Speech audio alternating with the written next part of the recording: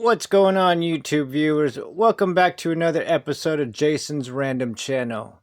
In the first video, I had stated that my Rlaarlo was causing a grinding issue in the rear diff. I had one of the viewers comment and wanted to know if I could make a video on this subject. So what I'm going to go ahead and do is reverse the process here and show you the problem that apparently everybody's running into. So go ahead and grab your tools, grab some snacks, and let's get the disassembling going. So, in order to get to the rear diff, what we're going to have to do first is that we're going to have to take off these 4 screws here. You got these 2 here, those 2 there, and those ones right there, you're going to use the 2.0 bit for those. Ooh, no. For those ones, my bad. For these ones right here, you're going to use the 1.5 hex bit. And then for these ones right here, this one, this one, this one, and that one there, you're going to use the 2.0 bit. So let's go ahead and take off that rear shock tower, the shock mounts here, and then the camber links here.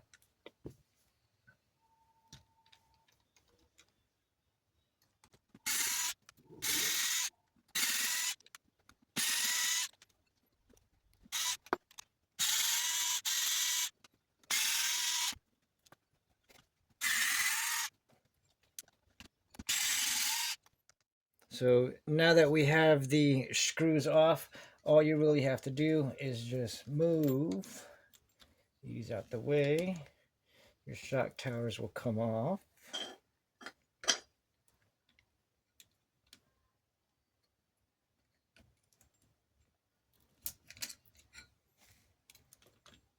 Dog bones out the way.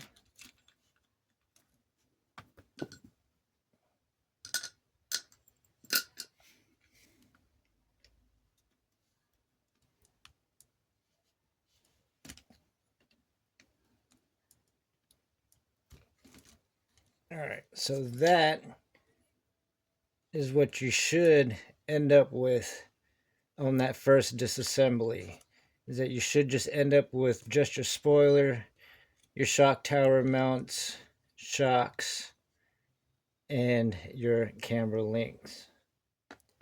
All right, next you're going to take your 2mm hex and you're going to take off the screw on the top here that connects the top chassis brace. It just folds right up, and you can just fold it, push it right up, and you can get that out the way. What we're going to do next is we're going to take off the 5. Yeah, there's 5 of the 1.5mm hexes here, here, here, and here. Now don't forget, on the bottom there's also one here and also another one here, so that you can take off your spur gear cover and your pinion gear cover. So let's go ahead and take those off and get to all the innards.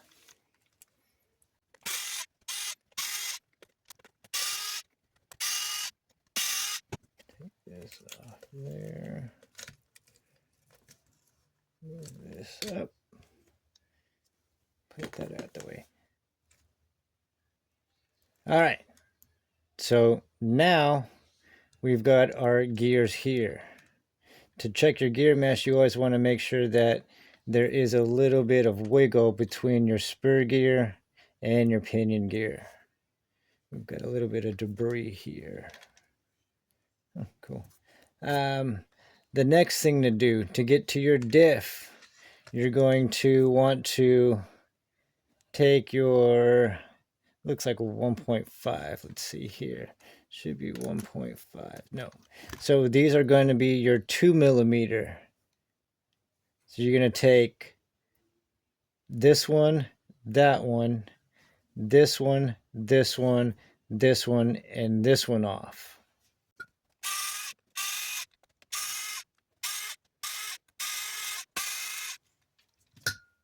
All right, let's get the diff cover off. Set that aside there. All right, let me change positions and show you. Actually, no, hold on. Let me show you what actually was going on. So before I made that shim change, which is now on this side, the diagram shows that that shim is supposed to be on this side. So with that shim being on this side, it was pushing the diff gear up against the input gear here and causing a hard grinding as it was going around. So as it was going around, it's going around smooth right now. So as it was going around before, it'd get to a certain spot and it would grind really hard and be really tight. So me moving the shim from this side to this side right here on the inside of the cup here has freed it up and has allowed the same type of backlash on your diff gear and your input gear. Here on the diagram, it shows that shim there on the inside of that gear. Like I was stating before, you want to take that shim there and move it all the way to this side on the inside of that cup right there and on the outside of that bearing, and it'll get rid of that rough feeling in that spot. You want to make sure that's done, and then you also want to make sure that your spur and pinion gear have the right mesh too as well. Once you get all that set up and done right, you should have no issues. All right, I hope the camera can get this, but just for comparison, this is how the diagram shows the assembly of the diff, where the spacer is right here on this side, and where I'm telling you to put it is on the other side right over here. As you can see here in this diff, you can see the spacer is right there. You can see it wiggling around a little bit right there. So if you move the spacer, this spacer here, to this side over here, you should be good. You should have no problems. And like I said, just follow the assembly. The assembly is pretty easy. And if you have any questions, just let me know. Assembly, to put it back together, is the same process as it is when we took it apart. You can just watch the video backwards and follow the assembly backwards. I hope this video helped anyone that was having this problem with the Rlaarlo X12S.